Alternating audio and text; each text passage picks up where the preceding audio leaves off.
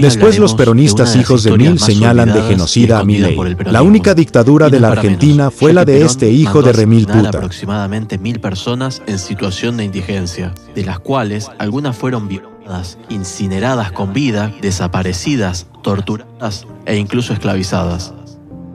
Hacia 1947, en Formosa, había un pueblo originario, más precisamente en el paraje La Bomba. Ahí vivían los Pilagá. A fines de septiembre de ese año, muchos pobladores comenzaron a amontonarse y a viajar desde los alrededores porque había llegado a este paraje un sanador Pilagá llamado Tonkiet, Luciano en castellano, que combinaba el cristianismo con ritos tradicionales. Durante varios días, los originarios hicieron rituales religiosos en torno a Tonkiet, con música y cantos, mientras el sanador trabajaba con enfermos. Esto llamó la atención de un pueblo cercano, las Lomitas, cuyos vecinos no eran originarios y llegaban a escuchar los cantos y los tambores. En respuesta, los primeros días de octubre de este año, 1947, Gendarmería Nacional comenzó a enviar algunos efectivos con la intención de disolver a los pacíficos grupos y a requisarles sus escopetas de cacería y machetes. ¿Pero qué le preocupaba al gobierno nacional y a la gente de las Lomitas? ¿Por qué insistían tanto?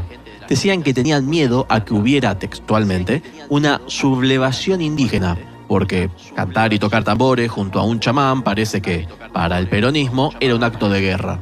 Usted sabe que en esa época decían que venía avanzando la indiada, decía en esa época. Gendarmería salía a recorrer casa por casa a decirle que los que tenían casita precaria y no podían estar ahí porque corrían riesgo, que se vayan a vivir, que se vayan a quedar de noche, a dormir en unas casas grandes que había allá que tenía mucha seguridad. Todos íbamos a quedarse ahí. Entonces nos veníamos a quedar ahí en esa casa porque ahí nos cuidaban.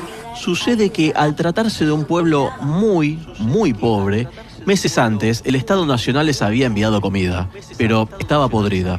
Para los pobladores estaba envenenada. Esto provocó una intoxicación masiva con varias decenas de muertes, sobre todo de niños y ancianos. Y esto fue lo que levantó el rumor de que este pueblo originario en situación de indigencia iba a querer vengarse, retomando. Como los pobladores originarios no cedían a abandonar sus ritos ceremoniales de sanación, la Secretaría de Trabajo, esa que Perón había sido su titular pocos años atrás, envió a un funcionario para negociar el desalojo y el traslado de las familias a internados. Porque, claro, ¿cómo iban a cantar y a tocar tambores? ¿Qué clase de brujería es esa? Por supuesto, estas personas se negaron a ser trasladadas. En plena democracia, 2 días después del cumpleaños de Perón, el 10 de octubre, a las 6 de la tarde aproximadamente, Gendarmería Nacional recibió la orden de una solución final: asesinar a los Pilagá. Y, lamentablemente, así lo hicieron. Rodearon a los Pilagá con ametralladoras pesadas y demás armas largas y comenzaron a fusilar a este grupo de indigentes desarmados. Este accionar continuó hasta fines de ese mes, y no solo en este paraje, sino que también persiguieron a quienes intentaban escaparse, tanto por tierra como disparándoles desde el aire con aviones. Durante decenas de kilómetros, como si no quisieran que quedaran testigos. Después de todo, ¿qué sentido tenía dispararle a niños y ancianos?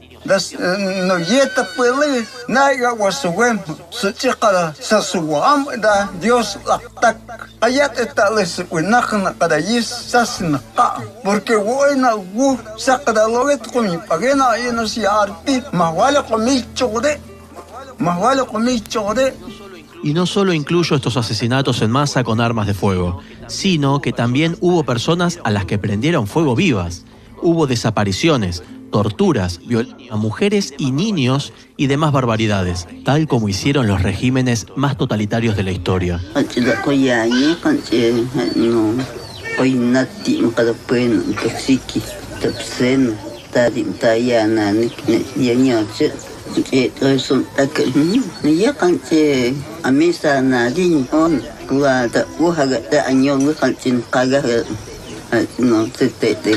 Oye, con nada de año, en caso de un mentalidad de Jesús, te da güey maya, la mala hueta, ugata, niño, que no yeta, que está niño, calvo, hay con nada, guap, un tajo, y luego was la que de y mat, con y mala, me quito todo, y ma udi de este que me apoyo de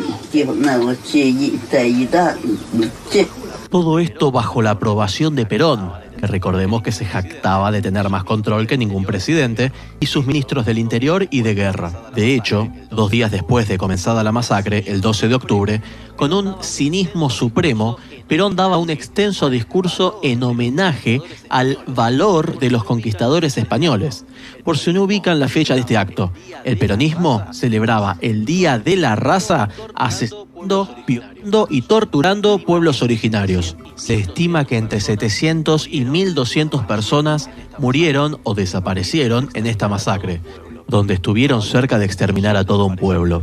Probablemente muchos sigan desaparecidos, ya que Gendarmería recibió la orden de incinerar a los cadáveres, aunque también otros pudieron encontrarse en fosas comunes cavadas por los militares, o directamente sobre el campo, ya que muchos cadáveres ni siquiera se enterraron o incineraron.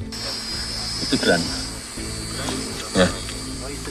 El cráneo con una mano ahí, ¿ves? ¿O hay 3 cadáveres encimados o son 2 cadáveres que están con el cráneo totalmente destruido? Cada flecha es un cadáver.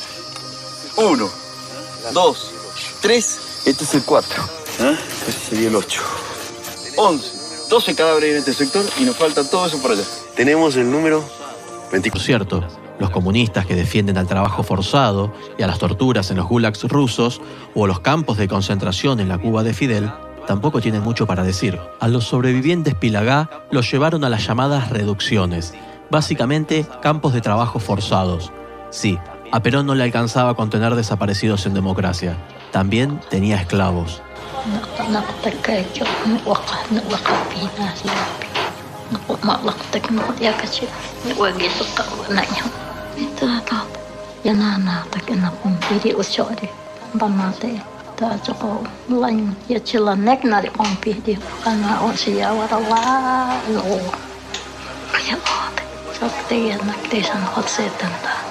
Al escuchar lo siguiente, recuerden que todos los medios estaban intervenidos por el oficialismo.